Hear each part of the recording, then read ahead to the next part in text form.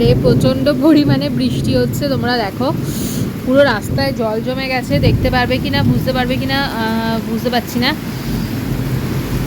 আর প্রচণ্ড জোরে বৃষ্টি হচ্ছে, পুরো মুষলধারে। যাই হোক, গাছগুলো একটু জল পড়েছে। তো যাই হোক, প্রচুর জোরে বৃষ্টি পড়ছে বাইরে, ঠান্ডা ঠান্ডাও লাগছে। একটু ফ্যানটা অফ করি। প্রচুর জোরে বৃষ্টি পড়ছে এখন। আমি একটু বাইরে যাবো ভেবেছিলাম, যেতে পারছি না, এত জোরে বৃষ্টি পড়ছে।